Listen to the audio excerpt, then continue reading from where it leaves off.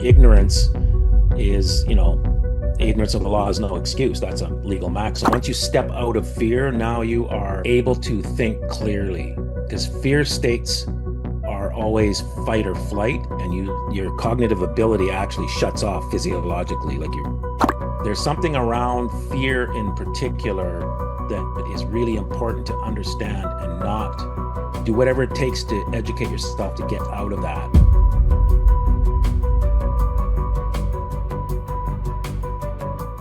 Welcome, everyone. I'm David Greenberg, and I'm the founder and managing director of the Freedom Studio.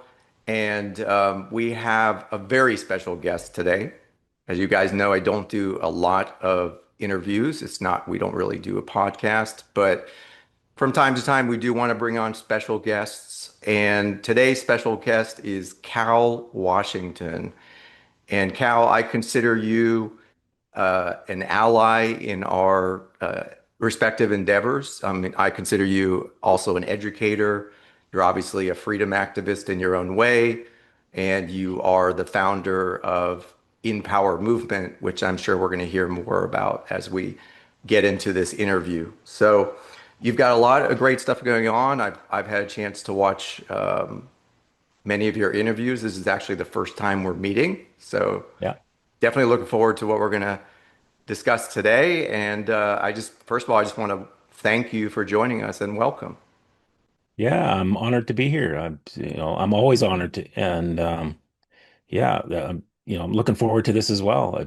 We kind of we had a little bit of a miscommunication, but been looking forward to this one. I did go on your website and kind of got an idea of what was available of, what you're about and everything. So yeah, it's good.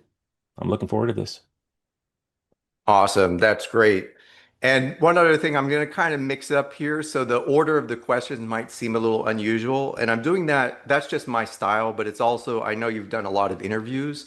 And so I want to kind of mix it up a bit. So frankly, it doesn't get boring and we can, maybe potentially take this in different directions while still Sure. focusing on obviously what's most important. So hopefully you'll enjoy that approach. Yeah. Awesome. So let's just dive in with a very specific question just to kind of get us going here. In your work, you talk and work extensively with notices of liability. So I'd just like to ask you to share with us what exactly is a notice of liability and why should someone who's desiring to be free and sovereign, why should they care? Well, a notice of liability is number one, a notice. So notices work in multiple jurisdictions, and they are very powerful. You can be held responsible for whatever is underneath that word notice. So you'll see them in parking lots. That's a good way to see how it works. You'll see a notice, a big sign that's up, conspicuous. It'll say notice at the top. And we usually just ignore that word, but it's telling you something. You need to take notice. If you park here, it's $2. If you don't pay the $2, we will tow your car. So, the lot is just the earth and you can park there, but because that notice is there, you are obligated to pay the $2 or you will have your car towed and you can't say that they stole it. Now, if you were out in the woods and you parked your car there and there was no notice and somebody took your car, that's car theft. So it's the notice that lets this may appear like there's nobody here but you've got to go to the machine and put your $2 in the machine and get a little slip and stick it on your windshield so we know what you paid. It's not manned, but the notice creates that agreement. So that's what a notice is. The notice of liability is just a type of notice because what we found with the smart meters is they were causing harm. A friend of mine did a movie called Take Back Your Power, and part of that research, he was finding there were certain people that were having symptoms that seemed to correlate with the meter change from their hydro company. And so, like, what's going on here? Why are we getting so many people that are having nosebleeds and headaches and all these things that seem to correlate with that? So it turns out that the smart meters are wireless and causing some problem. So it stemmed um, the notice of liability stemmed from that. And so when I was asked if there's something I can do about the smart meters, I didn't know anything much about the meters themselves, but I understood the mechanism, what they were doing. They were giving notices on your hydro bill and little door hangers. Notice we are going to be changing your meter, and then that's it. And so people just either ignored that or just just whatever. But they were entering into an agreement to have that meter changed, just like they parked. So I could see that because I'd been down the road a little bit. And so we just flipped that and said, your meter is causing harm. You need to prove it's safe. Or if you put it on my house, there's going to be liability, and that's going to be in a monetary form. So we continue the agreement to where if they're putting the meter on on our home, then we're going to charge them $20,000 a day for it to be there. Excellent. So we talk a lot about notices in our work and in the equity process that we deal with a lot where it's all based on notice pleading. So it sounds like the way you described it, notices are really a way to gain consent. It's almost like making an offer and making it clear that an offer has been tendered or placed, or certain conditions have been set in motion. And like you said, if there isn't a response or a counter response, it's basically consent to whatever those conditions are. What would you say about Correct. that? Yeah, so it's called either tacit agreement or agreement by performance. So you can, if you park your car, you have agreed. Yeah. If you don't respond, then you've agreed. This is all old law merchant customs, and so this is to make commerce move quicker. You can't have um, common law mirror agree contracts on every transaction that happens in the world. It would bog down if you had to go on, okay, I want another one of those, 50 more shirts. Yeah, okay, I will give you 50 more shirts. Okay, we agreeing, yeah, they're white and they're like it everything has to move much quicker. So there's more like agreements and past um behaviors, etc., all taken Like into master account. agreements, for example. Yeah. Exactly, but your performance, because you did it in the past, it's assumed that you are agreeing to the next shipment. And for those of us of a certain age, they used to sell these, I think it was Columbia Records. You would get 10 records for a penny Yeah, or whatever I it remember was. that. Yeah. Well, and then so everybody's, oh, I'm going to get all these records, and you got to pick them out, and then all of a sudden they started just sending you records. And it was like And in the fine print, you have to pay attention that you're essentially subscribing to some kind of membership. Otherwise, you have to opt out or cancel. That's right. I do remember that. Exactly. So that's how commerce works. They were using those customs, and they're not foisting it upon you, even though that's how it feels. But Yeah. they're using actual um, lawful agreement, like lawful processes. Yeah, and they're counting on the fact that, and this goes back in context to what it means to be sovereign, is they are counting on you properly managing your affairs. And in other words, that if you agree to something, this kind of goes to the deeper level of, of sovereignty, that, that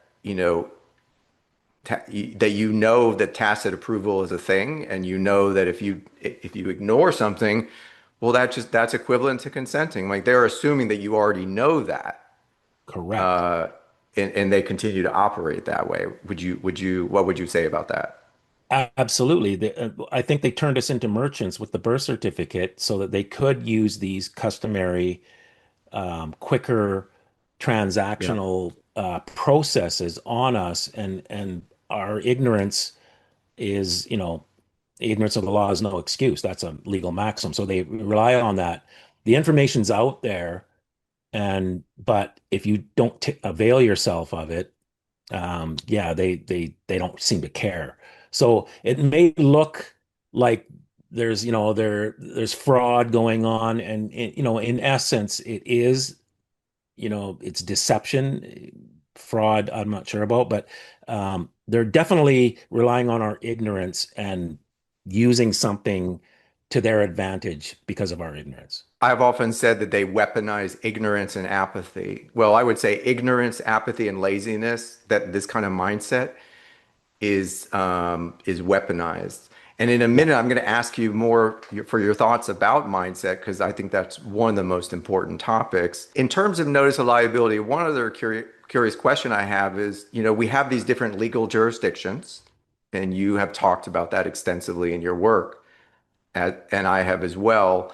Do notices of liability, do they typically operate within a particular legal jurisdiction, either common law or equity, or can they occur in various jurisdictions? I mean, how does that work?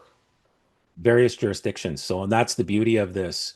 And we made sure that we added the jurisdictions, made some kind of reference to all of them, including statutory, law merchant, even constitutional, um, admiralty, equity, all of them, and then spiritual jurisdictions as well. So it operates in all of them simultaneously. And we did a part of that was to be in all the jurisdictions, and a part of that is to so that people could relate to the document. Because if we just went spiritual, which is in my opinion the strongest one, most people wouldn't be able to relate to it, and they would just go, "This is nonsense." But if you have statutes in there and the Constitution and all that, they can kind of go, "Okay, yeah, I can see why this is working," even though a lot of that stuff is corrupted and there's no remedy in some of those jurisdictions. There are remedy in equity and in law merchant, and then in particular in spiritual jurisdictions. That's interesting. That's the first time I've heard about a notice occurring across so many different jurisdictions. Is that what have you seen that to be more effective? I mean, obviously you've put this into practice now, probably for several years. What are you seeing that to be more effective by doing it that way? Yes, because most people think the statutory jurisdiction is the highest jurisdiction, and if you're in court, you're generally in that jurisdiction, and so they don't understand that. Like if I said law merchant, everybody they just look at me like I don't know what you're talking about, and and this happens a lot with lawyers because our documents get sent to their lawyers, and the lawyers go, "There's no such thing as law merchant." And then I show it in federal acts. There's the word law merchant. Unfortunately, you weren't taught that at your law school, but that doesn't make it non-existent. It just means you're ignorant of the facts, and ignorance of the law is no excuse. So, Going so right it's back to that it's concept of weaponizing ignorance, and it it's applies to everyone. exactly. So we flip everything we do. We flip back on them. We're taking the system and using it against the system, like feeding the snake its own tail kind of thing. Ouroboros. Yeah. Okay, we're gonna come back to that. Since we talked about mindset a little bit, in terms of the Freedom Studio, and I think you saw a little bit about what we do, and mindset is a big part of it. In fact, the way I position everything, and this may be different from a lot of educators out there who are dealing with commercial remedy, is you cannot bypass the mindset aspect of it, and No. and so I would just love to, what is in your opinion, Cal, what is the mindset, like the ideal mindset or character or nature of the sovereign man or woman? What do they embody in order to truly step into that?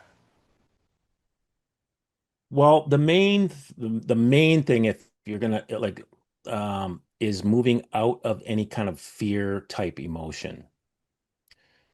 And there's aspects of it, but we all start there in some way or other, where there's fear of this government thing or this oversight thing or whatever it is, or the religious thing, or whatever. There's something that we're kind of afraid of, and that's illusionary mostly. And so we have to get out of the fear. Like once you step out of fear, now you are able to think clearly, because fear states are always fight or flight, and your cognitive ability actually shuts off physiologically. Like your brain Yeah. chemistry actually changes, and so you're not using rational thought or anything along those lines. It's more like reactive. I need to either run or fight something. And fighting in the Very court system, binary. It's like, yes, it run is. or fight, few Yeah, choices. exactly. So going into a court situation or any kind of, oppressive government situation and either running from it or fighting it is not effective. You need to understand where their limitations are and what jurisdiction are they subject to. And you can't do that unless you're calm and can kind of see above the whole thing, not in a weird way, but you have to kind of see what's going on. Like what is that court subject to? What rules are they subject to? And I need to operate there. Don't operate where they're trying to keep you below them. Get above them. And that was the key for me is when I moved into law merchant, they didn't have a higher jurisdiction. I hit their I saw their ceiling. And that's why they hide law merchant because that's it. They don't have anything else above that. And and you can prevail there because it's basically works on equity. Like equity really is law merchant more codified, really, in my opinion. It's the same principles are in operation in law merchant. So once you're there, they are really stuck. They can't get above you. They have to hit you, mano a mano or merchant to merchant, and they're always on the lying, deceiving, cheating side, and that's not going to work. So the only thing they can do is move into spiritual jurisdictions, and again, that whole lying thing doesn't work in that arena, right? So that's that's all they've got. They've got us stuck with the money idea, like the idea of money, and then they have law merchant to control us with.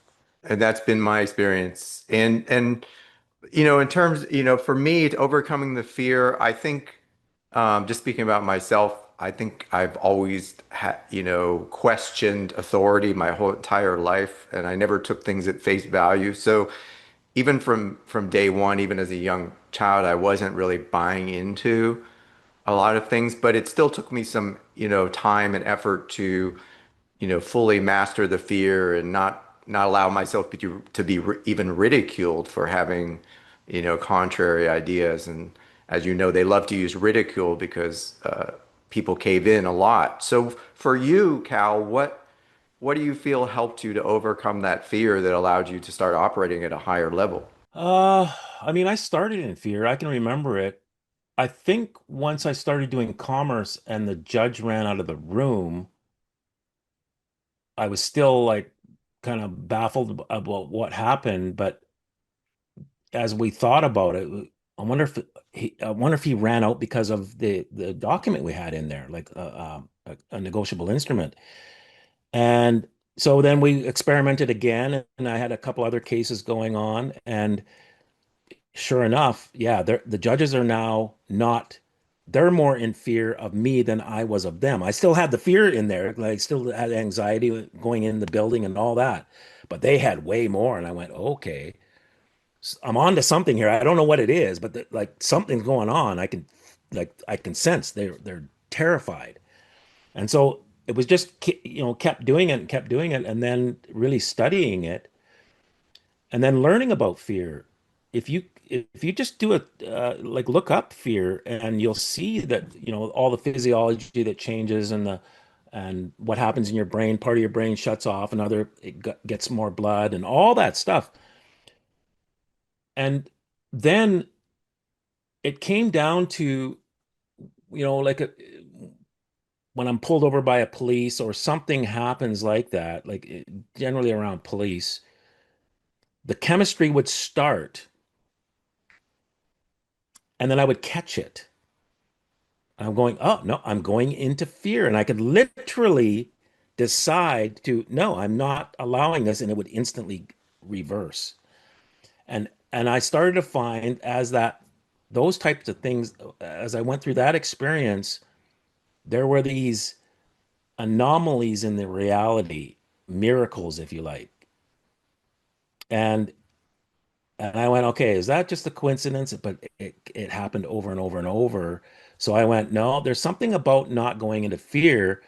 And then when you read the Bible stories, you get the same thing, like fear not, go there. And then something would happen that was out of the ordinary. But it always started with fear not, don't go into fear. So there's something around fear in particular that is really important to understand and not do whatever it takes to educate yourself to get out of that. And, education helps, just feeling a little more confident. You're never going to learn everything. But if you learn enough where you're confident but not arrogant, just so that you can calm down and feel rationally, I think I can do this, and you'll get through it. And that's a great point about the education. That's why we are at the Freedom Studio. We are first and foremost an education organization because as you mentioned, Cal, it is really about ongoing education and the learning never stops. No, The learning never stops, as I'm sure you've realized for yourself. And I think anyone who is stepping into the sovereignty, being a lifetime student, I would say, is another aspect of that. And knowledge can really dispel the darkness, which, we're going to feel fear. We feel uncomfortable, even small things. Going and saying hi to a new neighbor, something as trivial as that can, just feel a little bit awkward. yeah, Anything new. It's not so much whether you can or whether you will or not feel it, because you can obviously change your chemistry, but in the moment you feel that, it's like, well, I'm going to move, I'm going to take action despite the fact that I feel that. yeah, I'm going to move So through it. I'm nervous about doing this, but I'm still going to do it, Yeah. right? And you'll find that you can do it, and then you get used to that. And then, one thing, I mean, doing interviews is not something I gravitate towards. I would not, like, I'm not comfortable with this whole thing. I would never be, yeah, I want to be on camera. No, I'm like, no, tend to shun it, but I've overcome it and I'm comfortable with it. I don't go into anxiety or fear anymore. I still don't seek it out. It's not something I would naturally gravitate towards, but I'm used to it now, and I don't have any fear about, oh, how am I going to know the answer to these questions? And if I don't know something, I don't know it, and I admit it. I don't try and pretend like I know everything, and I'm okay with it. I'm okay with not knowing something. I will learn it, and if it's a really good question, well, that's a really good question. I need to actually research that. So, I don't come across as knowing everything, and I don't know everything, and there's no way to know everything, and I don't think anybody can achieve that except the creator. But you do need to put some time in and do learn, whatever way you learn, but always know that you're never going to get to the end of it. Like, you just got to keep learning and learning and learning, and don't overdo it. Be in balance, but don't think that okay, now I know this, and that's enough, because I'm telling you, you'll find out there's somebody that knows something more than you, and you're going to be in the back in the dirty end of the stick. So um, keep learning. Awesome. Yeah, I appreciate your authenticity about the interviews, and the learning really truly never stops. But like you said, there has to be a balance. If we don't want to get into perpetual student mode where we never take any action. So there has to Yeah, be some balance of, learning and then applying, yeah, testing this out. I also acknowledge what you said about no one having all the answers. I certainly never profess to have all the answers. I'm sure you're the same way. We just collaborate, we come together, we exchange ideas. That's why community is so important when we're taking action, yeah, and why we've emphasized that so much, because we've got to have each other's backs, right? yeah, And we're going to be able to lift each other up a little bit more effectively when we can do that. So I appreciate your perspective on that. And I want to come back to something you said here, but you also mentioned this in one of your other interviews, and it caught my attention. So you brought it up here as well. You said, if I'm not mistaken, you said the truth prevails in commerce, which, if I'm not Yeah, mistaken, is one of the commercial maxims, like an ancient yeah, principle. You know, I'm not sure the exact formulation of that, but that certainly makes sense vis-a-vis natural law. And the fact that ultimately, and I and others, we have often said that we're here to serve the truth, and the more we can align with truth, the more we are going to, be on our purpose. So, what are your yeah, thoughts? Speak to that in a minute, because I think some people are coming into this who are still maybe afraid to some extent, don't yeah. realize just how powerful the truth is in commerce. So maybe you could speak to that. The truth is powerful in commerce, but it can be manipulated. Yeah. So, because truth can be expressed by affidavit, or truth can be expressed by claim. Claim is the strongest word in their law, according to Black's Law Dictionary. So you have to understand that truth can be established, and it doesn't necessarily mean it's true. So you, but truth does prevail. But so when somebody's saying something to you, or making a statement or a claim, don't just, you got to understand what it is that they're doing. They're using a tactic to establish truth that may be a lie. So you want to be able to rebut that claim, assumption, or statement, even, and say, no, that's actually not true. And here's why. Bing, bing, bing, bing. And that instantly rises to the top. You can't deny the truth. You can say that the sky is yellow, but and everybody will go, okay, the sky is yellow, until somebody says, no, the sky's blue. Oh yeah. And so it's kind of like the emperor has no clothes. And a lot of what they do is along those lines, or the Wizard of Oz. There's a deception there, and they're portraying something as true when it's not. So you have to understand that truth does prevail, but you've got to bring forth the truth. You got to articulate it, or express it, or demonstrate it in some way. So, because if you don't, then a lie becomes the truth. There's more going on with that in commerce, like the truth prevails. So you gotta put forth your truth, or not your truth in the way that it's subjective.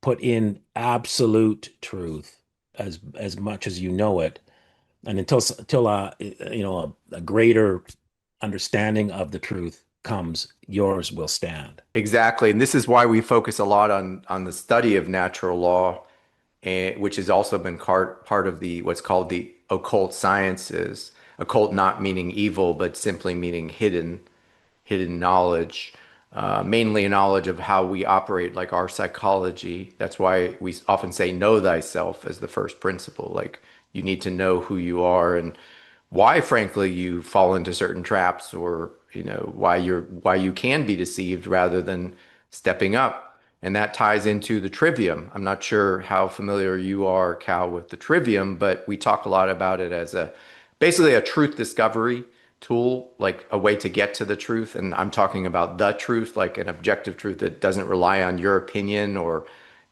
that you're not just making a claim. I get it. People sometimes come along and say, well, my assertion is this. And it's like they're treating it as their local truth. And that may be the case, but I'm talking like what is objectively true, Yeah. in nature. Yeah, absolute truth, or yeah, objective truth, demonstratable truth, um, non you can't rebut it. Like, it's literally solid. And the more you know about that, and if you got to kind of go a little bit higher, because there are, even in the system, you can see little hints that there's a higher jurisdiction that nobody's talking about. In particular with the King of England, and on the oaths that royal family has to take. It tells you that there's something else going on. There's higher contracts, higher covenants, um, higher truth. And so if you can start to glean into that, the other things are subject to it. And you always want to be operating in a venue that is higher than the venue you have the problem with. Because if you try and deal with it in the venue, it's a lot harder. You can win, but it's really hard. So if you go up a jurisdiction where they're subject to the venue that you're having the problem with and is subject to a higher jurisdiction, that's that's more a higher truth or an objective truth that they can't get around. And the oaths usually tell you that. So, oaths are are a way of seeing that there is something else going on. When you say oaths, you're talking about the oath of the judge, for example, or the parties involved, the public Yep. Or, officials. yep. Or the president or the prime minister or whatever it is. And then the king of England, which is, the British Empire is not gone and is probably a third of the earth, approximately, maybe more, because we keep finding more and more that's hidden. And so that, if you see that and you can see the reluctance on the part of the one making the oath, you see their body language, they definitely don't want to do this. They're not happy about this. Then you go, okay, there's something there and they are deathly afraid of it. And I need to figure out what that is and invoke that. And because of their pyramidal system, if you get the very top subject to something, then it trickles down to the bottom, and you will find that they just don't want to deal with you anymore. You've hit So the why are they so afraid? What would get a judge to run out of the room, as you said? I mean, that seems almost incredible to someone who just takes the legal system at face value that that could even happen. I mean, what is striking fear in their hearts? well, at the judge level, it was just commerce. He is now subject to this system taking him becoming liable because the judge is the focal point of that whole system and enforcing something on a man or a woman. It's their signature. So the whole thing behind them comes to that man or woman sitting on the bench. And if they don't sign something, nothing's going to happen in their world. When somebody comes in that the system's trying to foist something upon and goes, I'm going to make you liable in this other jurisdiction. Well, now the judge is like, well, I'm not taking the hit for somebody else's claim, and all the money's going up to the. I'm out of here. Like I'm not dealing with this because their bonds only go to a certain limit. And if there's another instrument in there that has more value, more money moving than their bond covers, it's going to go to their personal assets. So they So would that's be what I think personally about. prejudiced, like they would not be, it would stop them from conducting commerce even personally. And not only stop them, but it would their personal assets could be seized by a thing called the IRS, which is very adept at seizing assets. And so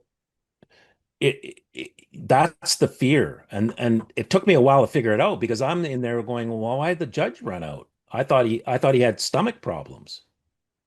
Like I thought the way he ran out, it was more like I have to go to the bathroom and I have to go urgently, and I didn't know why he was running out. As I'm coming in the But door, he he's didn't running out. say that. That was just the body No, language. well, his body language, literally, he fled the room, running like cape flying. Like it was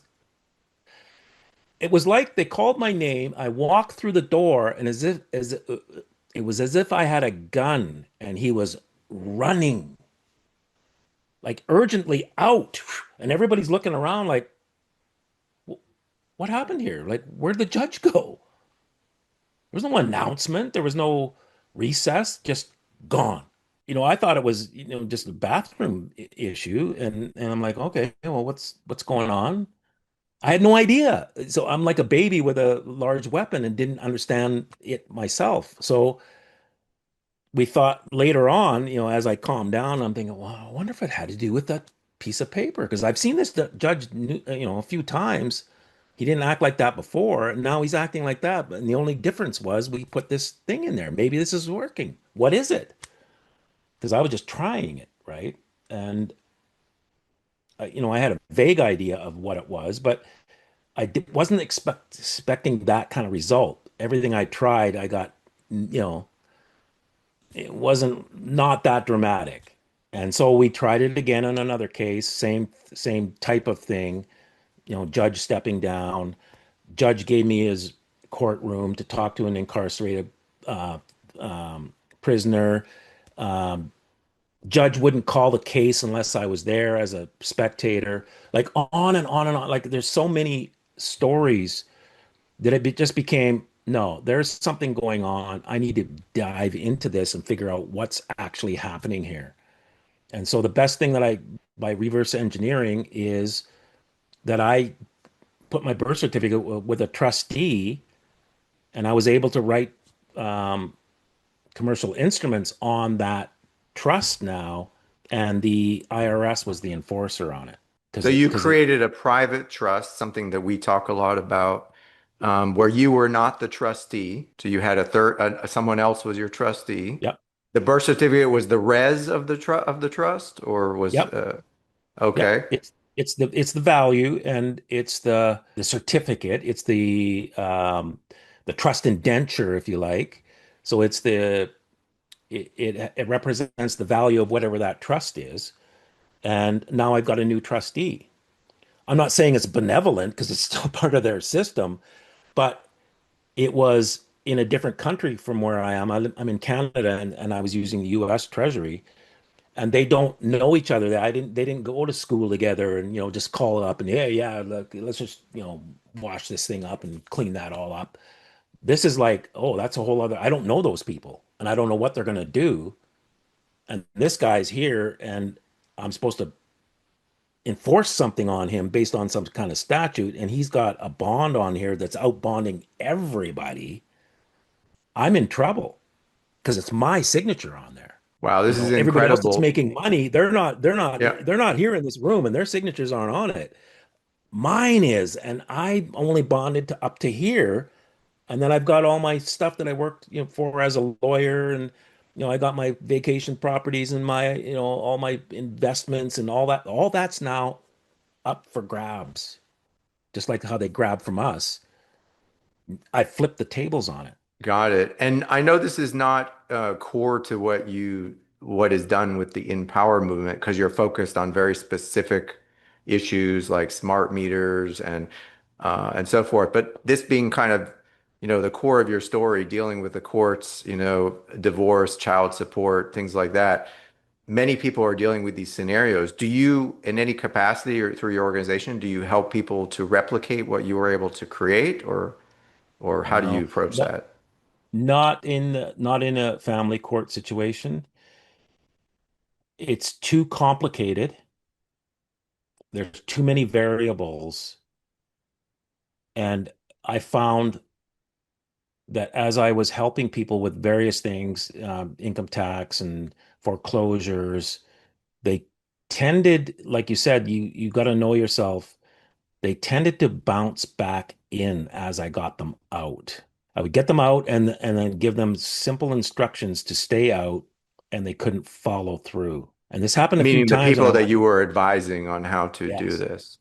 yes. Okay. When you say they So, got back in, did you feel like they were just allowing themselves to be recontracted back into the court yep, or the commercial jurisdiction?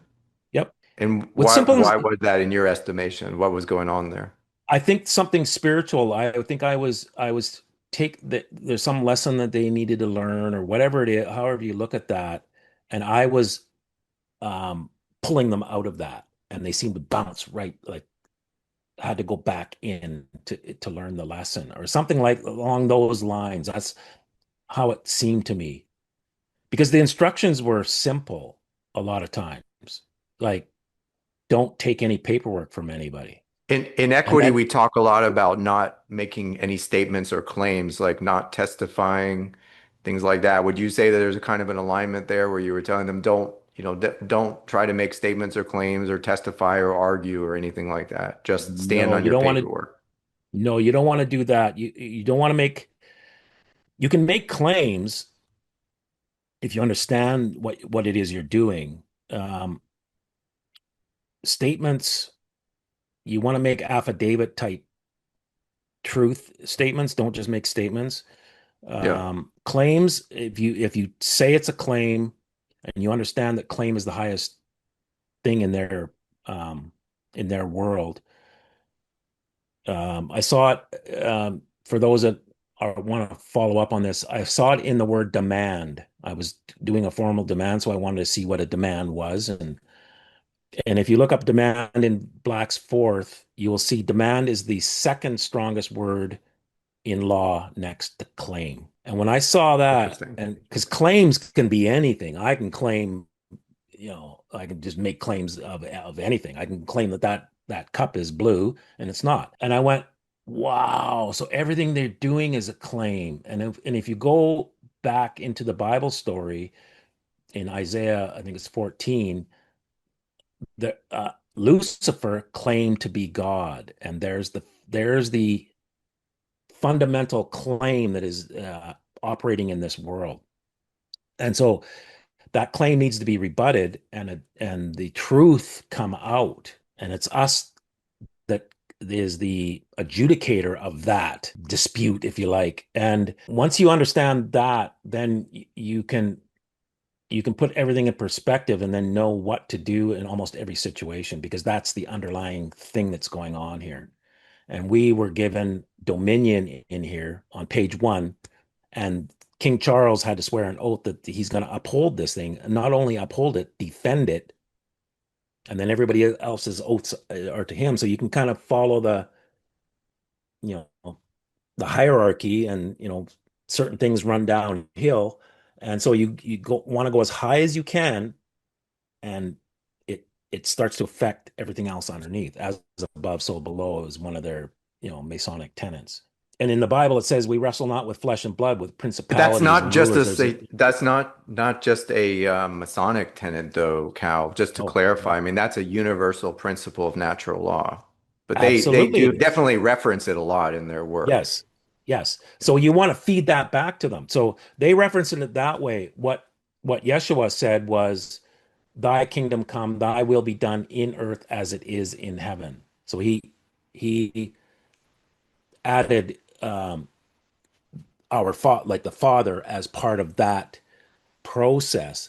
They are um, they understand the mechanism, but they don't want to recognize the Creator as the Creator. They want the all-seeing eye as the top of that. Yeah. That's their They yeah. want to basically reign as God in hell, I guess, or hell on You know, earth, their own version of a reality, knowing they can't completely usurp natural law because it's obviously built into reality. The best they can do is try to subvert it in some way and yeah, or manipulate.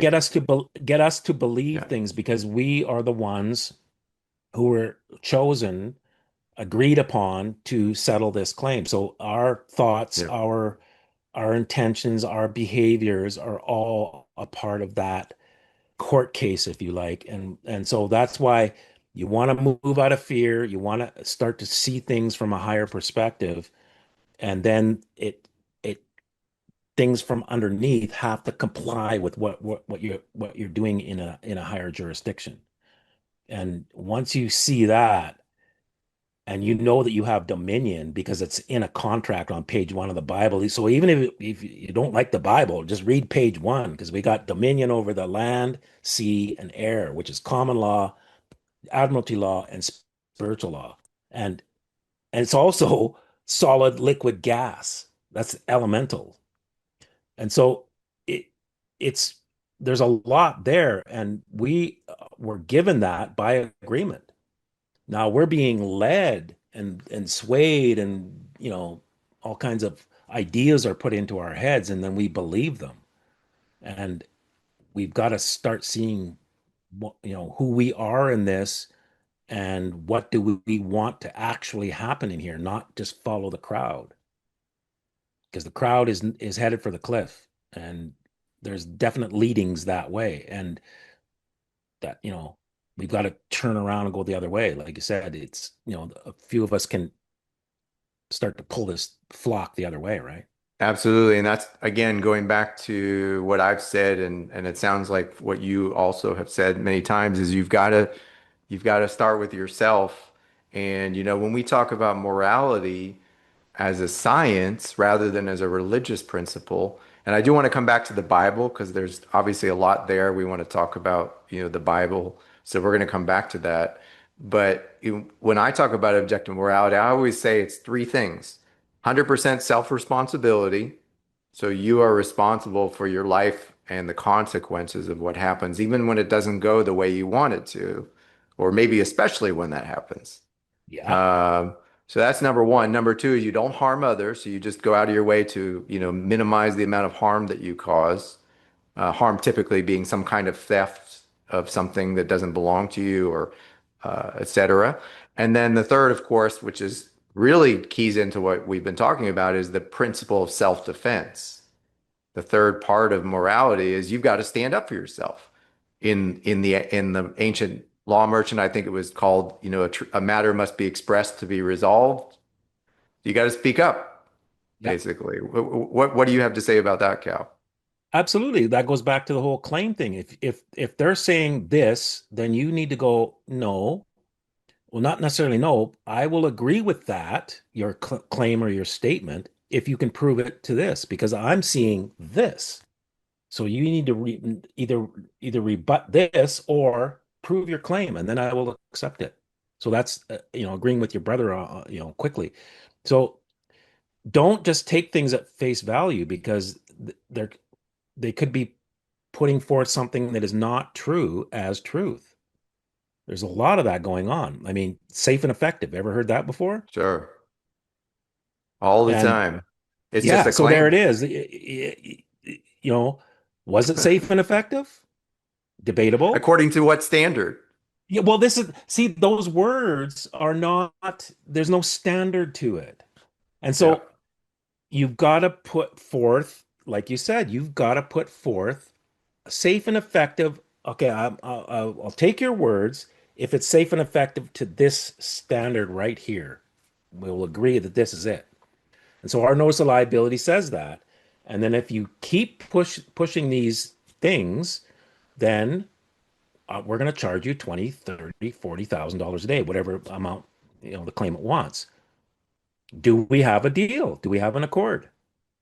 If you go silent, you have agreed. We say it over and over. So it's not even, we're not relying on customs. We're actually expressing that over like at least four or Again, five using times their same tactic against them because they do that all the time with all us. the time.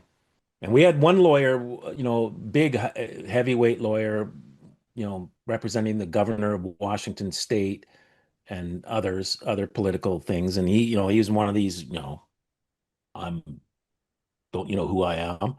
And he said, you can't do tacit agreements in Washington. We've got all these case laws. Look at I got 15 case laws of you can't have a you have to have agreement of the parties. And I said, it's you guys that are doing the tacit agreement by putting out the meters. And he's like,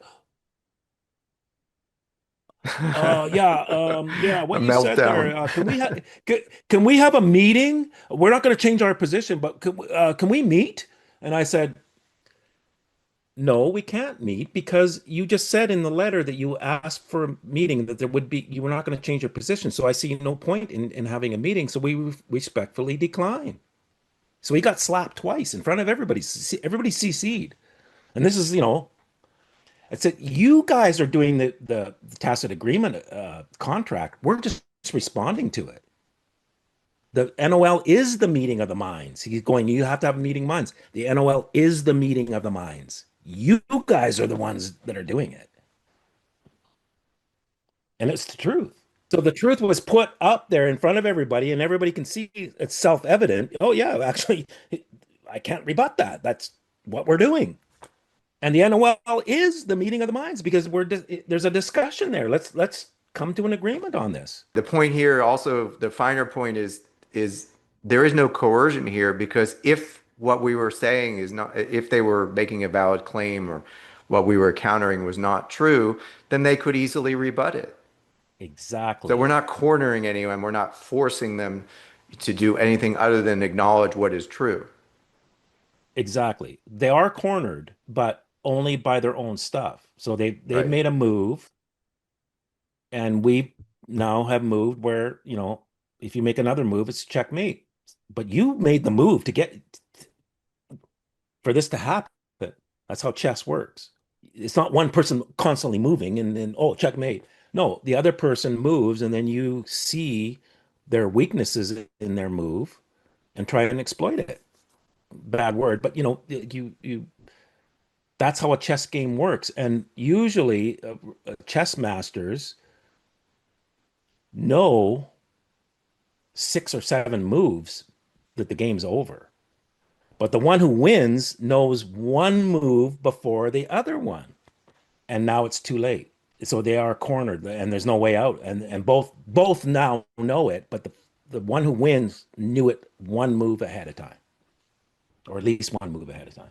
And just to round off that analogy, if you want to play chess, you need to know the rules of the game. So that's why the education is so important. And the more you can master, more you know, when you know the rules and then you practice and maybe you're mentored as well.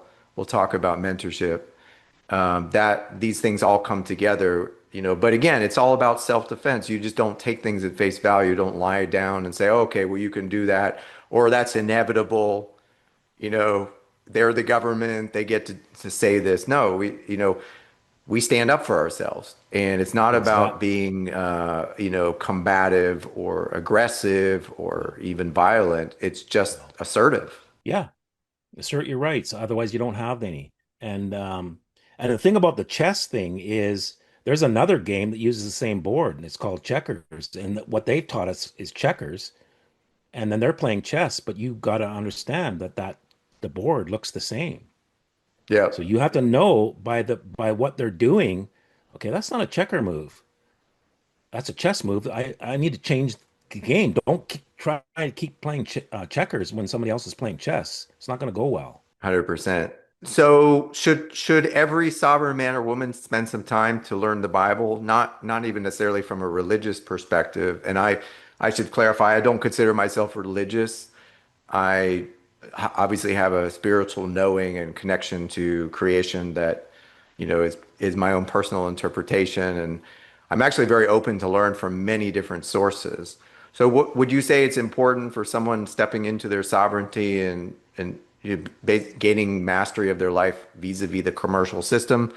How important is learning the Bible and how would you recommend approaching that? It's vital in my opinion, and here's why, just objectively. Yeah. You'll notice there's one book in the courtrooms in all Western courts. Why? They took it out of the schools. Why didn't they take it out of the courts? Because they can't. Otherwise, they would have.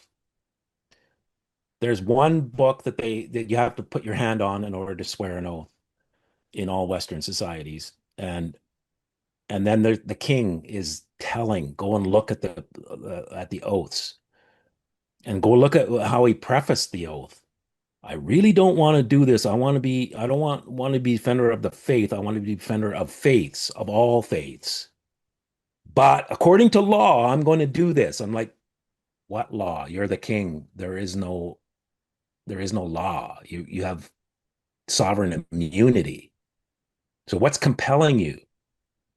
And the first oath that they take is to the Presbyterian Church of Scotland. And I'm like, what? And they're urgent about it. Elizabeth did it within 24 hours. She had to come back from Africa to do it. Like, what's the hurry? What's going on here? Charles did it within 72 hours of Elizabeth dying. There are 168 people, movers and shakers in the room on short notice, including the Lord Mayor of London, who is supposedly above the king, but apparently that's not true. And so They dropped whatever they were doing to be in that room to make sure that Charles swore an oath to the Presbyterian Church of Scotland. Why? It doesn't make any sense. What's the urgency? Couldn't you wait a month, 2 months? No, within hours, it's got to be done. So there's something going on, and it all has to do with the Bible. That's why the Bible is important. And so you want to, I know there's a lot of rhetoric to shunning the Bible, and that's on purpose so that you don't pick it up. If you at least read page one, where you get dominion, and then read page or chapter 18 of Revelation.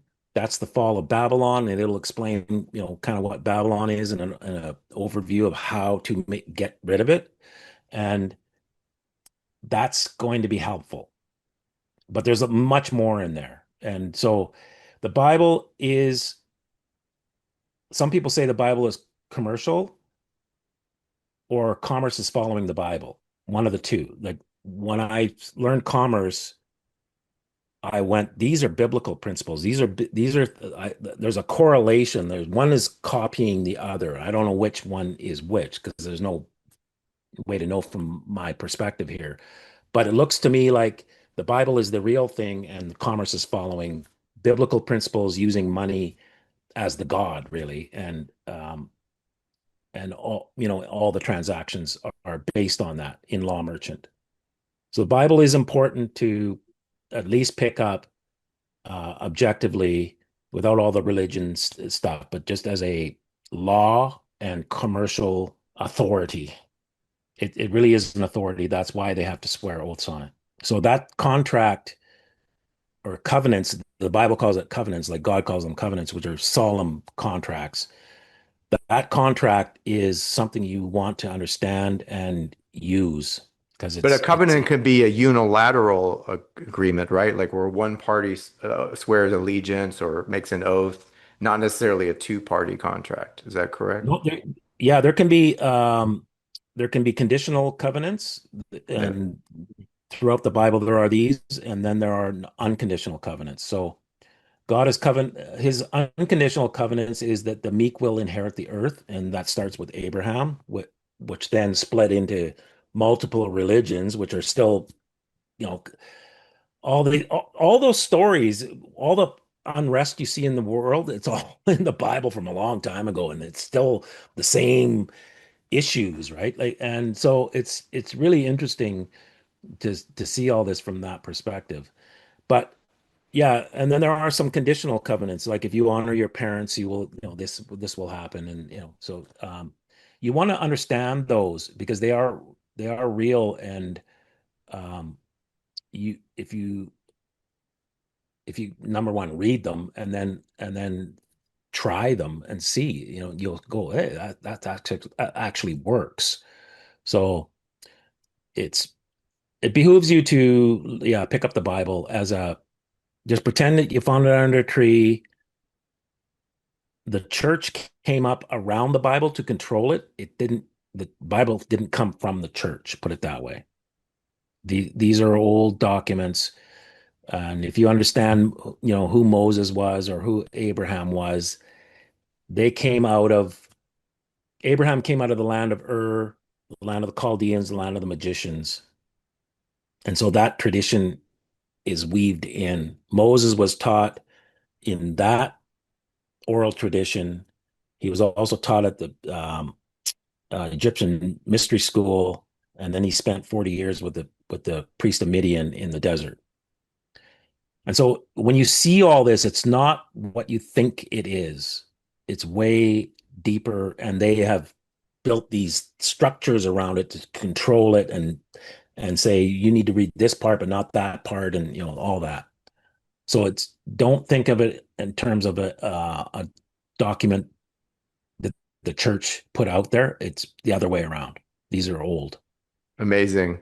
Yeah, we Yeah. want to what something I've learned from my mentors in terms of studying natural law and the occult sciences is there's a lot of allegory and there's usually multiple layers. There's what's called the exoteric version of religion, and then there's what's called the esoteric.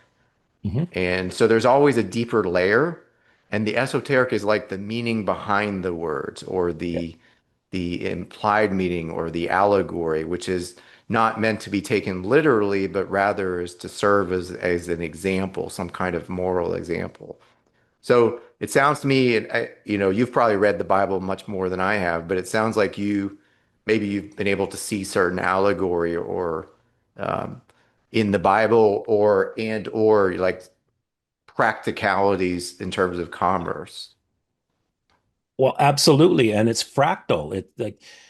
It's there's deeper meanings to almost everything in the Bible. And so you can look at it at face value, you can look at it as a historical document, or you can look at it, as just straight up practicality, but Yeah. there are deeper it's deeper, there's deeper meanings to all of it. And Yeshua always spoke on any particular topic to the masses, he spoke in parables. And then when he had his followers, he spoke a little more deeply. When he had his 12, he spoke even more deeply. And then he spoke more deeply to two or three of them on the same topic. So he's saying, here's the deeper meaning here, and as the group came down. So um, there's way more meaning in all of the things in the Bible. Like it's very deep, especially if you study the original languages, in particular the Hebrew or the Aramaic, because the letters themselves are part of the phi spiral. They are the letters themselves have meaning in and of themselves, and then when you put it with another letter, it has deeper meaning, and then when you put it in a word, it has deeper meaning, and then in the sentence, and like it's just like, who did this? Like, who organized that kind of communication? It's complicated, like very, very complex and deep. Like, so you got to go, okay, something's going on here. Like, there's way more going on than what meets the eye with these, but you've got to kind of dive in to find that. Like, it's not readily available. Like, you can read the book and you'll get something out of it, face value. But if you dive in, especially get into the original languages and the letters, and it's pretty deep. This is something probably a lot of people don't know is I can actually read Hebrew and understand it to up to a certain extent because when I was raised in a Jewish family as a kid, studying Hebrew was important. I also traveled to Israel when I was younger. This is many years ago, and I actually spoke some Hebrew. I mean, I don't really anymore, but um, yeah, I probably didn't, I certainly didn't dive into the deeper nuances of the language, but there was always something very curious to me about it. Um, and there's a lot of meaning, and language is always symbolic. And the Hebrew letters are very symbolic. They're very different from the English language. So, Yeah. um, anybody who studied Hebrew from a scholarly perspective will pick up on that, just how different the language is. And it's even read right to left. Yeah, we're reading And the backwards. vowels We're are actually, below the consonants, and they're usually yep. omitted unless they're not clear in context. So, well, in modern Hebrew, I guess in the biblical Hebrew, they might still be included, but No, I don't think they were. So, like the tetrahedron has no vowels, right? So the name yeah, of God is not, it's not pronounced. It's breathed. And this stuff so, goes yeah, really deep. I'm telling you, it's super deep, and it's not by accident. And yeah, it's pretty interesting.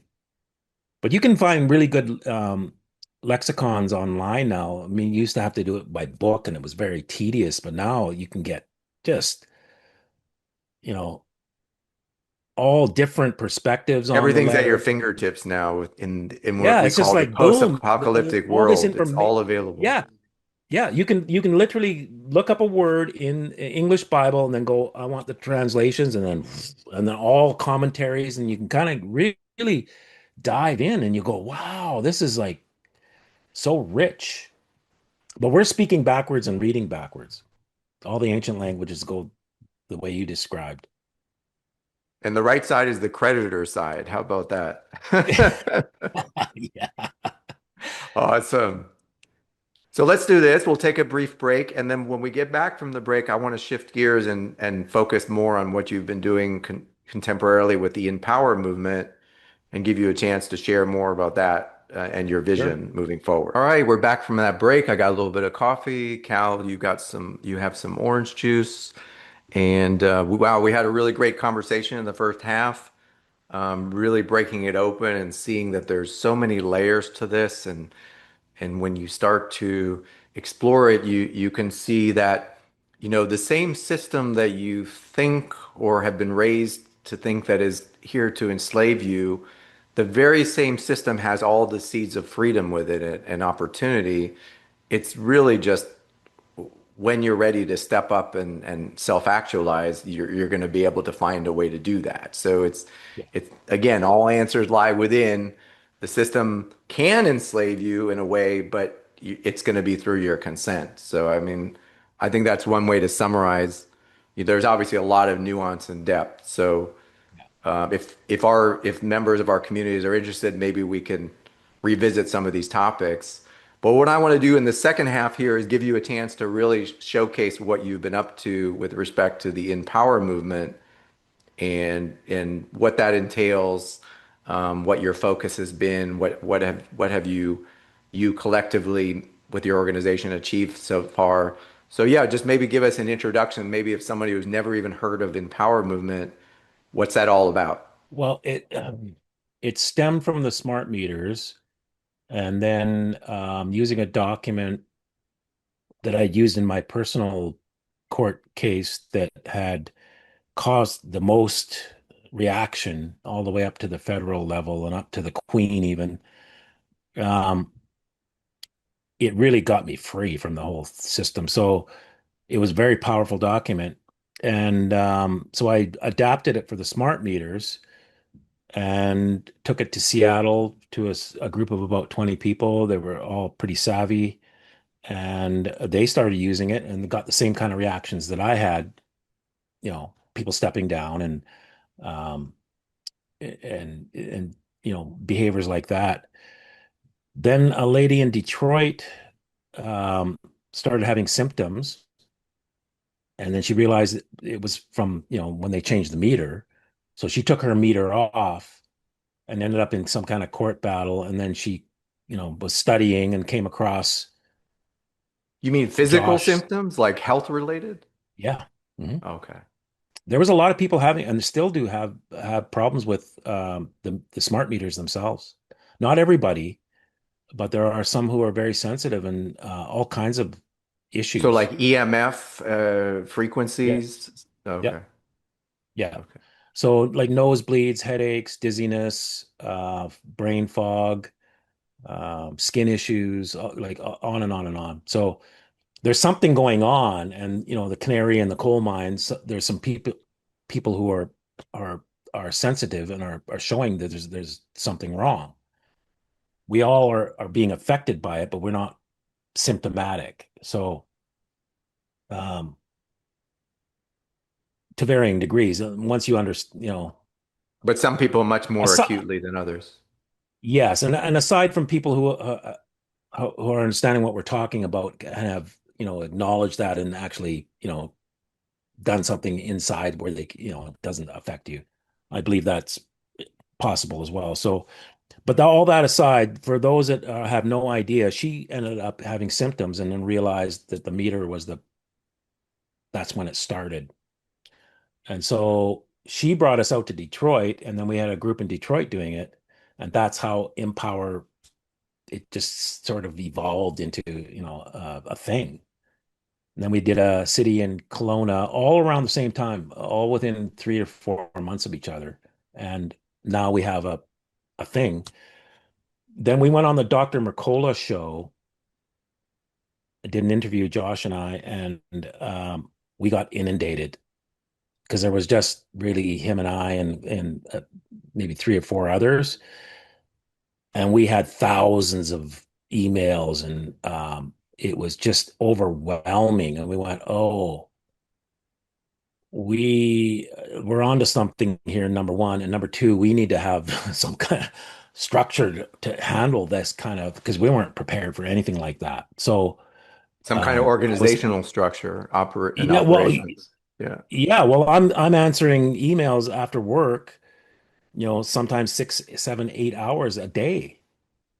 There was, and it's almost always the same answer, same question, same answer. So it was like, okay, we need a Q and A, we need a, FAQ because it's always the same thing. So we had to start forming just because of what was happening. And now it's, we have about almost 4,000 members and a fairly large email list. I don't even know what it's at now, but, and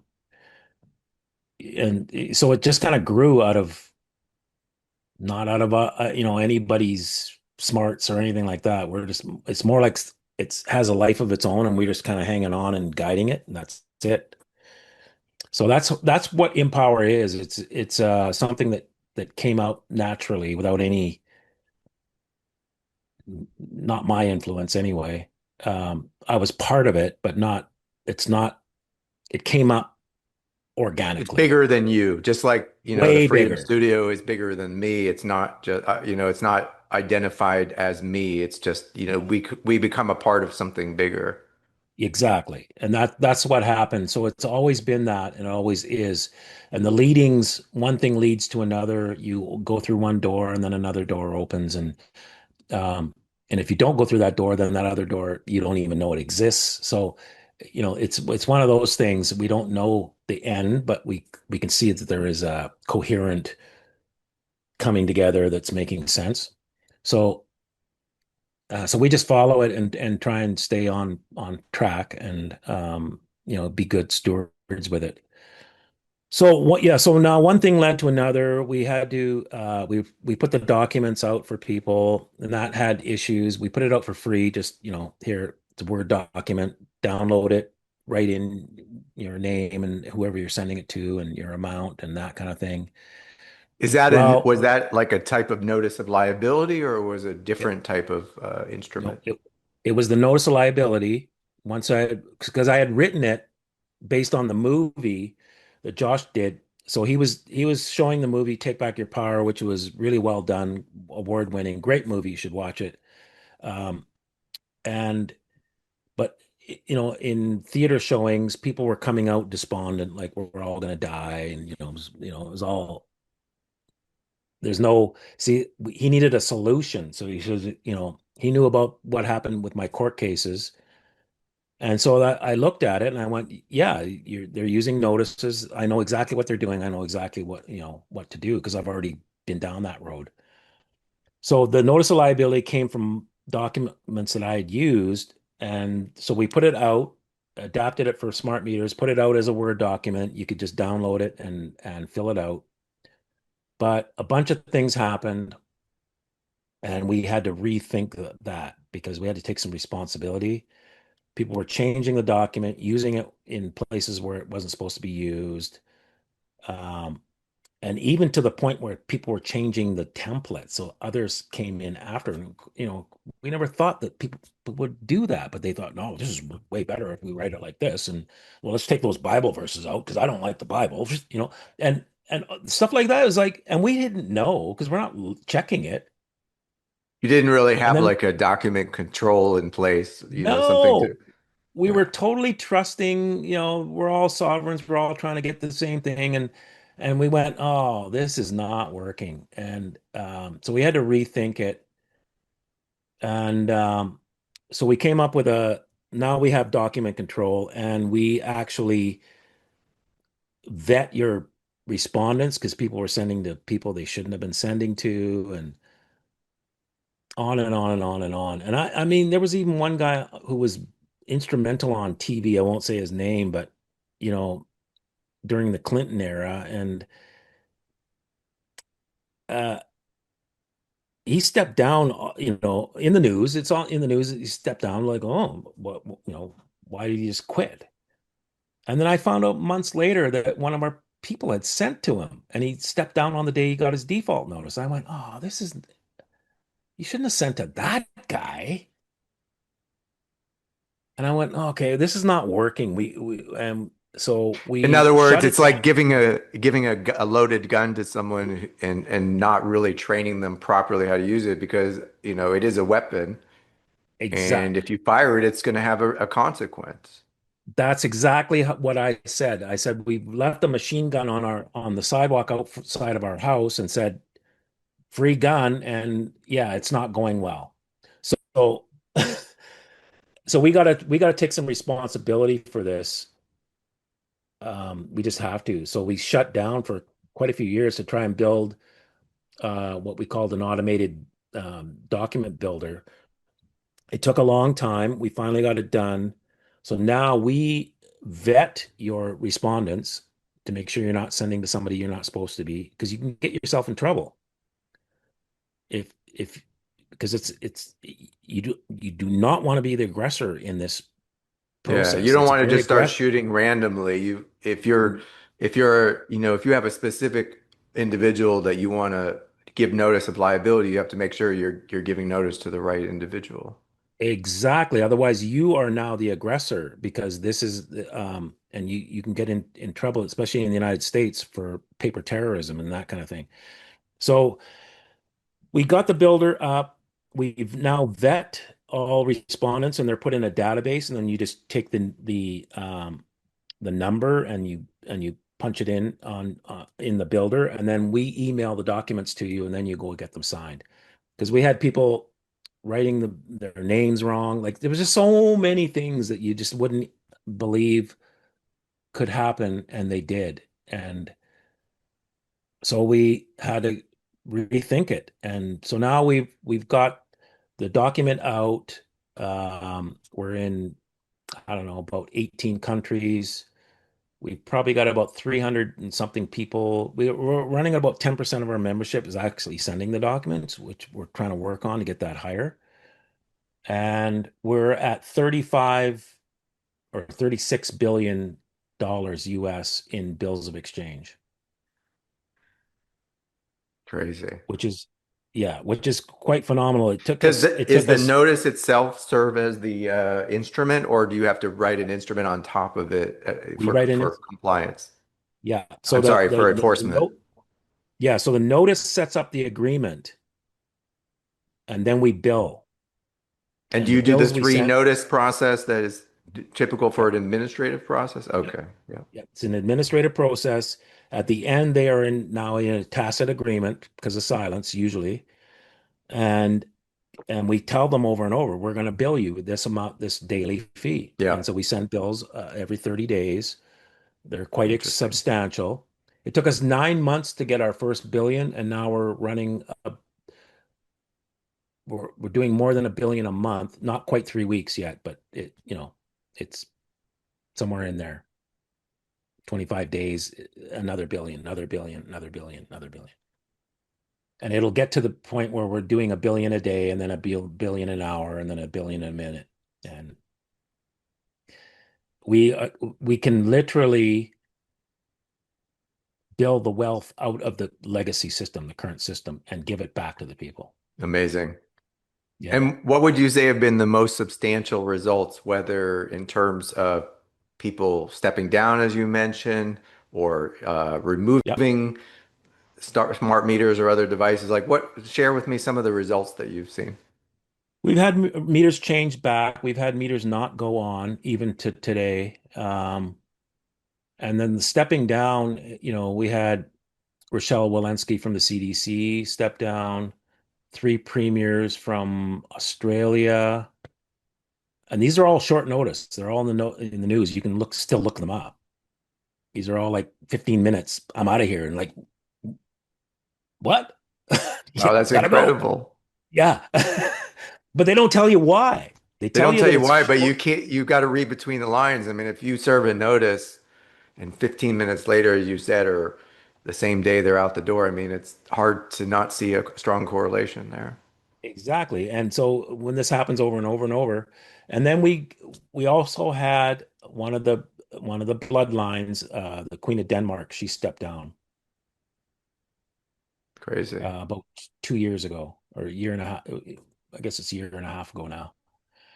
And the thing about the Queen of Denmark was she'd been there since the early 50s.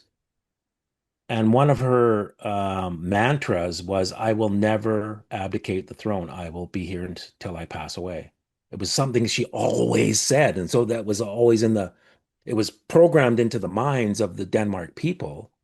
And then she did her normal New Year's Eve address and blah, blah, blah, blah, blah, blah, blah, blah, blah. Oh, and by the way, I'm out of here in 2 weeks. And everybody like, what? You can't make this stuff up. It's like the stuff of No, movies. it is. When someone And steps what? down, what are the secondary consequences? I mean, obviously, if smart meters are causing physical harm, the objective is to not have a smart meter. So when someone steps down, does that have a secondary effect of stopping an initiative, or what actually happens there? What actually happens is the document is written to the man or woman and the position. So they have to be in a position to be able to stop something. Otherwise, it's, paper terrorism. So they have to have a position of responsibility and or be very vocal about the agenda. This happened with So the like an actual vaccines. liability, in other words, you would Yeah, say. well, there was a lot of people, chirping about the vaccines a couple years ago, and you'd be amazed how much they have scrubbed that. Like people are like backtracking, trying to get all that stuff off the internet, but we captured it all. Not all, but like a lot of it. So the document is to a woman, man or woman, those words, and and or the position. So when the man or woman leaves the position, it stays with the position, and the new man or woman inherits it. It also follows the man or So it woman doubles the as the liability, in other words. it's actually it splits into two. So and the man or woman, it stays with them no matter what where they go as well. That's so powerful. Yeah. We're using all their stuff against them. It's all Aikido, judo, feeding the snake its own tail. It's all, if they stop, we stop. If they keep going, we keep going. And so Right. they're creating their own, they're putting the noose around their own neck by, because they're kind of psychopathic at the very high level, and they just believe they can overthrow God. And there's the problem right there. And they just think There that has to be a they're consequence. yeah.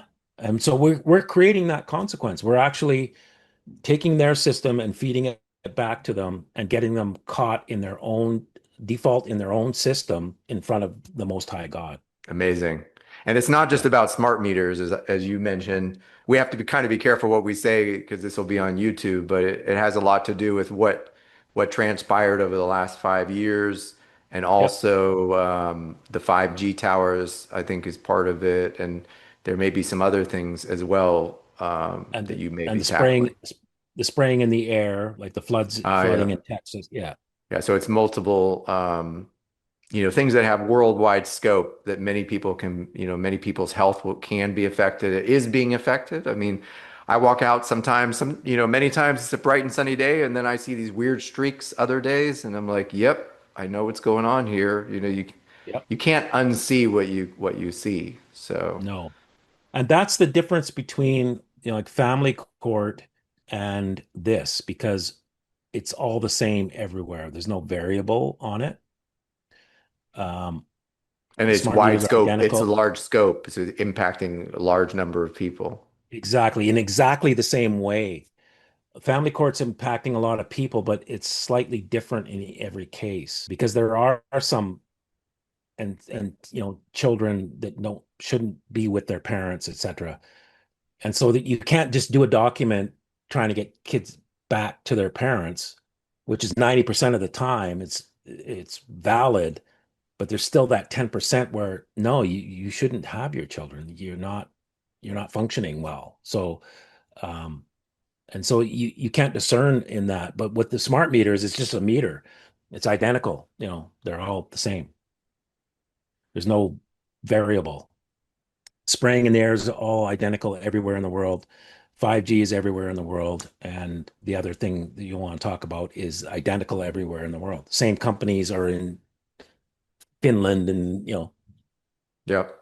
yep, It's affecting very, again, it's in a kind of a uniform way. It's affecting a large number of people, and we can respond to it in a uniform way. That's the most important. exactly. It's tactically, these are the four things that we want to focus on because it's fixed. There's no variable that they can go, well, that's not quite that. Um, it's all they're all the same. So it helps to streamline the documents because we have to have four different documents for each country, for each agenda, even Wow. though at the highest level, they're all one agenda because the 5G ignites being sprayed out of the thing, Yeah. and it also It's like affects a what's stacked being technology. Like exactly. each thing is But a lot of people, interoperable. Yeah. yeah, so a lot of people can't see that because it just seems so sinister and so conspiratorial, but they are all related. And so we kept them separate because people can relate to the thing. The thing that really bothers them, not have this. What does spraying in the air have to do with Yeah. that? But they are related. Wow. So Yeah. what would you say is your vision? You're obviously someone who has become empowered through your actions, through walking this path. What would you say is your vision for the rest of this year and beyond for Empower Movement? What are you hoping to co-create together with others? We are working on a crypto offering, and it's not, I shouldn't say offering, because we're not selling it. We're giving it back to people who participate and create bills. So that the bill, because the bills are number one, um, not recognizable to anybody who's not a banker or very in that Sure. system. So they're not negotiable because people don't understand them. We're not trained, and they're large. Like they're usually in the millions of dollars for a 30-day billing period. So they're not easily spendable, you know. So we are because we issue everything as far as emailing. So we track things as we're sending them to people. So we know exactly what's out there. They have to prove that they have signed it and mailed it so that the transaction has happened. And then we're tracking everything, but the bills stay with the people. We don't centralize them, so all the wealth is now decentralized. They can't blow up Building 7 and get rid of it all or anything like that. And then we just track, and then we're going to be giving out what's called Evan. Since you speak Hebrew, it's EBEN, the rock. Yeah. Um, it's the rock that it's undressed stone. So it was the altar that Jacob made, and it was it's the cornerstone, of the temple. It's the rock that takes the Babylon statue down and it chips at the feet, and that's what we're Amazing. calling So our that's what you're going to call the currency. yeah, Evan. So we've written it at Evvin, so that the pronunciation is correct because it's the saying of it. It's important. And if we had it EBEN, we would end up with all kinds of mispronunciation. Um, so that's what we're working on in the next year to get that up and out. And of course, free money is going to bring more people in. So we're using that against them as well because they've programmed us to go after money. And so we're going to go, okay, here's a bunch right here. Come and do this. And so that's our short-term goal. And we just adding more and more people and teaching. We have teachings in our sites similar to you. I teach on like different perspective on the Bible, Yeah. non-religious. Yeah. So you're getting all that stuff that I know about. And then we also teach on law merchants so you can understand the going right back into ancient Babylon and how they have progressed to where we are today. Amazing. Are you doing live teaching as well, or pre-recorded, or both? We do the teachings live, like well on Zoom, and then we record them. Yeah. So there's questions and comments and other people, interacting, and then we just keep adding to it. And then I do a live events as well. I'm going to Australia on Tuesday, um, for 3 weeks, but there's a live event there, and yeah, a couple in September. Amazing. Yeah, Amazing. And the education you mentioned, is that part of being a member of In Power yeah, Movement, or is there yep, like a separate membership yep. or upgrade for that? Okay. Nope. The membership covers everything, covers the documents, covers all the teachings, covers the, just access to everybody. Because there's there are others who have knowledge as well. So there's lots of interaction. I Yep. do a I do a Q&A twice a week, Friday afternoon. Wow. So even today, yeah, Friday afternoon, and then Tuesday morning, so that we get all the time zones. That's a Because lot of Europe, FaceTime, Cal. I don't offer that much FaceTime. I know. A So lot it's of it is a value lot. considering how, it's fairly economical to become a member, if I'm Oh, unless you've raised the prices. So, no. yeah, The value you're getting is not even close. Like, yeah, yeah, we're charging $150 a year, and the value you get out of that is astronomical. And we it's just keep insane. adding more. Yeah, Yeah, we just keep adding more value. We're not trying to make money, especially that kind of money. yeah, We're trying to change the whole monetary system, so it's not. We kind of don't run the normal business model. So we don't do any affiliate things, and we just, if you want something, us to promote something, we'll just promote it. We don't need to be paid for it. amazing.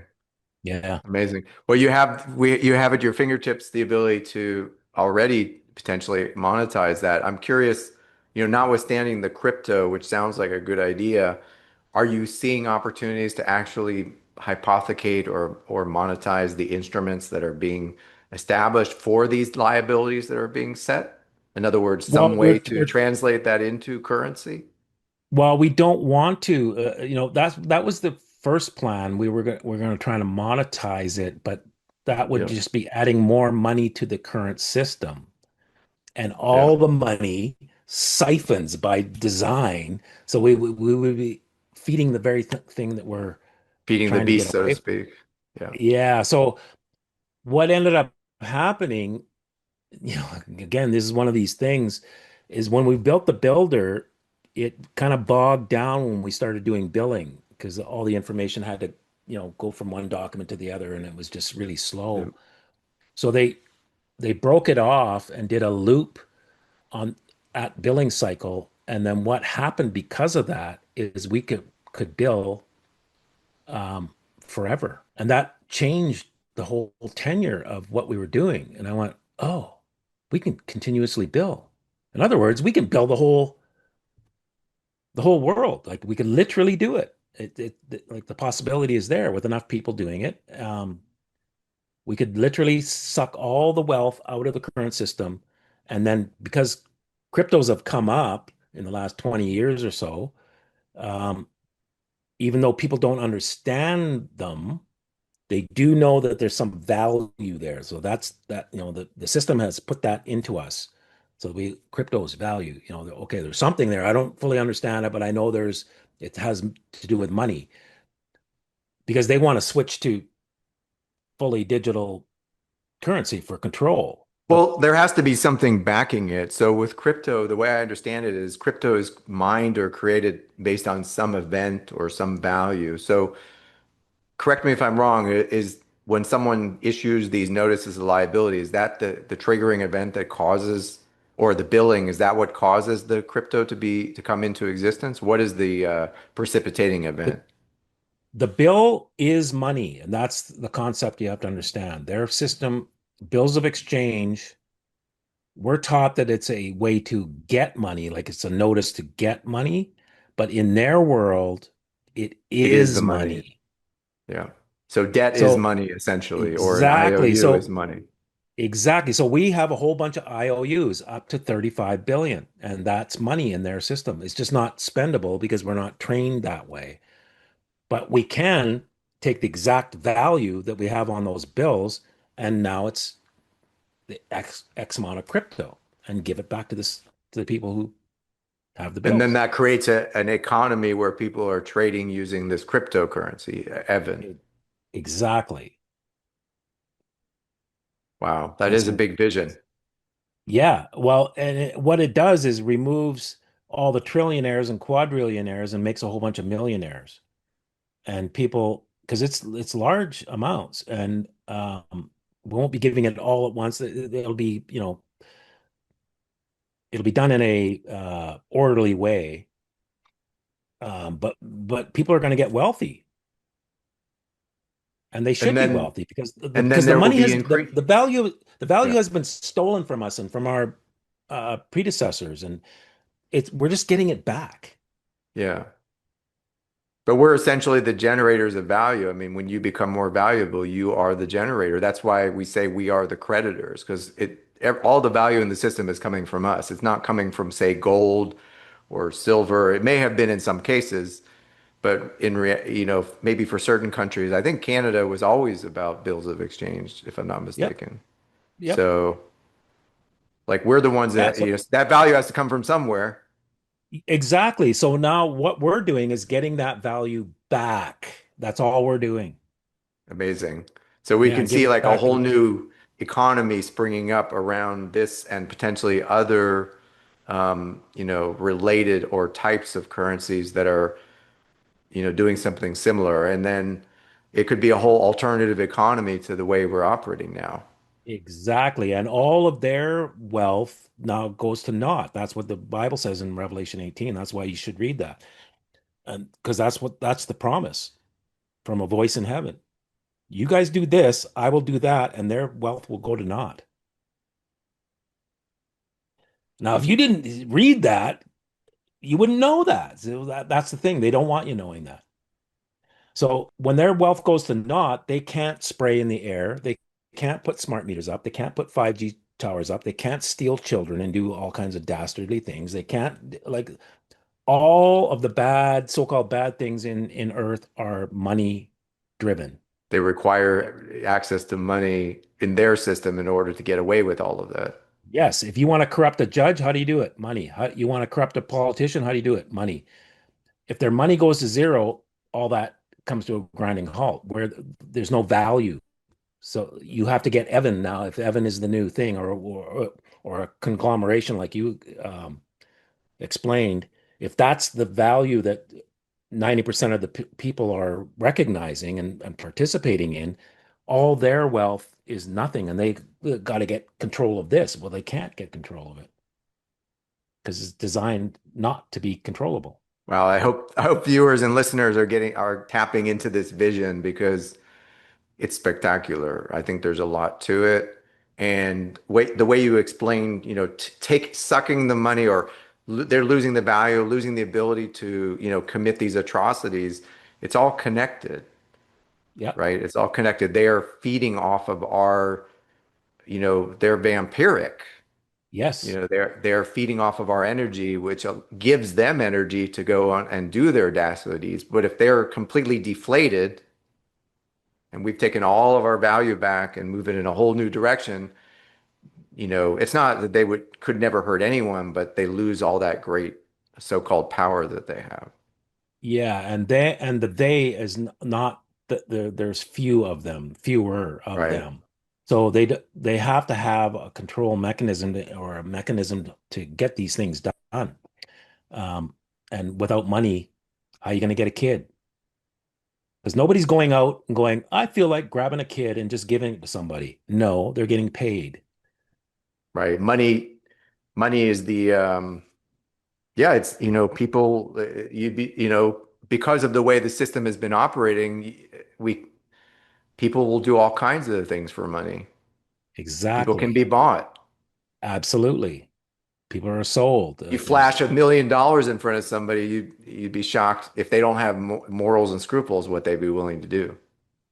Exactly. But because they have created that in our minds, collectively, when we have Evan out there and free money over here. Mhm. So it's going to be funny to watch this, the exodus out of that system, and everybody's trying to, jockey to get,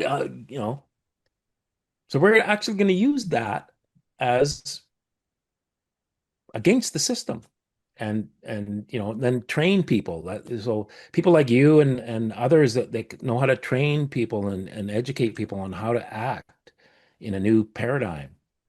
Because that old paradigm, me, that doesn't work. It No, only works for very few, and we have to change our way of being and interacting with each other. that's true. It's not just about having a different currency or a different way to relate to it. It's really about the inner state, going all the way back to what we said in the beginning. It's all about your Exactly. state of mind. It's Yeah. it's about who you are and who Yep. you're becoming because we're always continuously improving.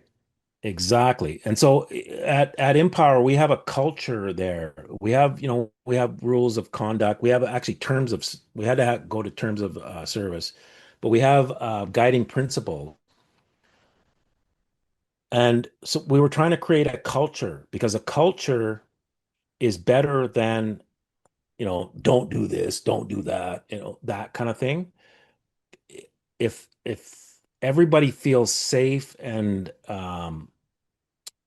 welcome, you don't need rules. We are not really warmongering types. We're trained that way or enticed that way or trauma or whatever happens. So we're creating an actual living culture that when you assimilate into it, you feel, oh yeah, this is how we should operate.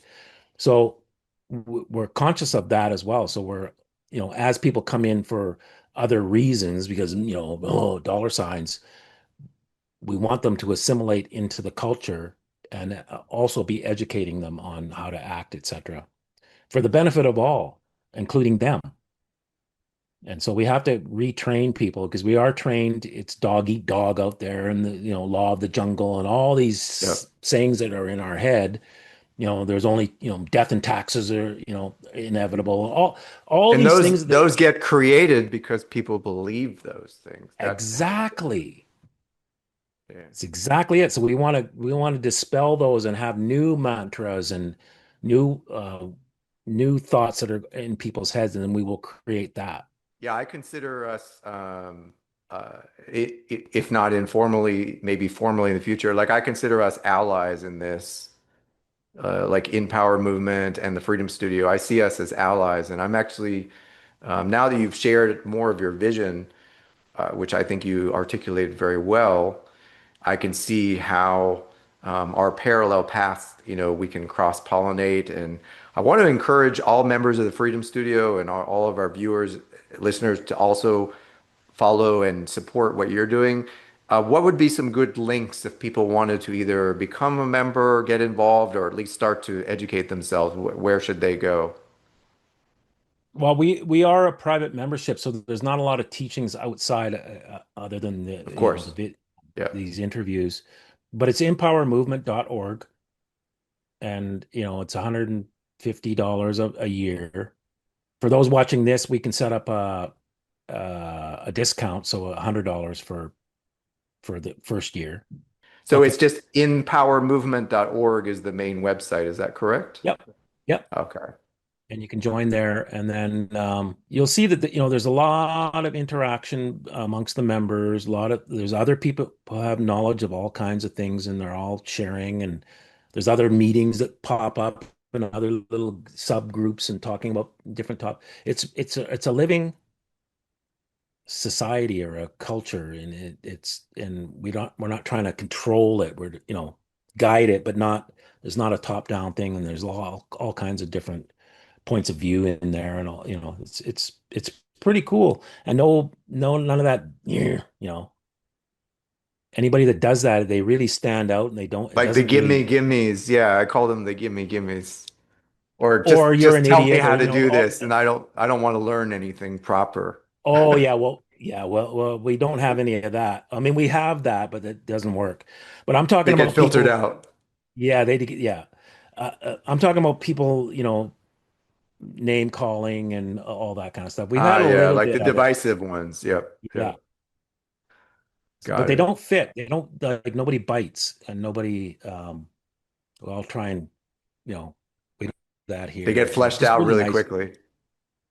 It does, and some persist, and then they realize that they're not getting what they want because nobody engages. Nobody bites. Yeah, that's No, a great that's just a testament to the overall average quality of the of members. And yeah, I've seen something similar with the Freedom Studios. It's very rare that someone will come in and be a disruptor, but it can happen. yeah, Yeah. from time to time. And we just go with it. What did you say? Aikido. We just do Aikido on it. Yeah, exactly. So it's all Awesome. good. Well, it sounds really spectacular. I mean, I want to get more involved personally to see what's going on, and I'm encouraging some cross-pollination. If your members who see this want to learn more about what we do at the Freedom Studio, they're Yeah, welcome to do that. Just the freedom.studio is the number one link for us. And for you guys, it would be empowermovement.org. yeah, And yeah, it's all about private membership, as you said. I mean, we're all the teachings happening in the private. The public side is really just to get the word out, see who's ready to come in and really do the real work. But the real work is always going to be done in private. But what are yeah. your thoughts on that? Absolutely, because going out in the public, there's public policy out there. It's when you get, Yeah. pushback and all that kind of stuff. So, not that we don't have the pushback here, but yeah, we keep everything in the private because then you can say, certain things and it's not in the public. They can't say anything about it really. So, That was a lesson I had to learn, Cal. I mean, we're always learning. In the beginning, I was kind of like a loose cannon and didn't really appreciate the difference between public and private. And of course, that's by design. Again, we don't, that's not really taught where it could no, be. But once you know that, you just operate in a different way. exactly. And there's not much they can do about it. So again, knowledge, you know, not going into fear, standing your ground. All these things are all a part of this whole thing. You gotta educate yourself, stand on your education, be willing to change your mind on things. Either you don't want to get too stuck on any kind of dogma or what I call a cognitive bias. Hold your cognitive bias, but hold it lightly and think, okay, I could be incorrect or incomplete, and I need to, and you'll get way further that way into the, what is true and what is, not true. And so it's if you do those things, you're gonna you'll get there on your own path. Even it'll be your personal journey, and you'll learn something, and you can teach others about what you found down that path. And that's all it is. We're all here for a reason. It's not an accident, and we need to find out what that reason is and act upon it. And we can move past this whole thing. I agree. I've said often this could all be over in a day, but it's going to take everyone self-actualizing. And Yeah. that's part and parcel with our mission as well, Cal, is to help people to, what I say, unlock their infinite worth. We all have it within us. Mhm. If it's not if it's not extant, if it's not being revealed, it's not because it can't be, it's just because that's the way we've been taught. So now we're moving that in a whole new direction. So I'm super enthusiastic about everything you've been doing, and I love you know, the, I love the direction you're taking this all in. I think I'm even more enthusiastic than I was before.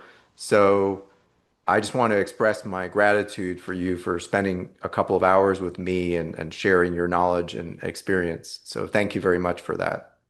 Thank you for inviting me. I'm honored. So Awesome. We'll keep the door open for future conversations and interactions based on what happens. So thanks again, Yep. Cal, and All enjoy right. your time in Australia as well. Thanks. I'm looking forward to the beaches. Yeah, it's going to be awesome. Awesome. All right, Awesome. everyone. Thanks for joining us for this conversation. We'll see you very soon. Take care. Thanks a lot. Bye.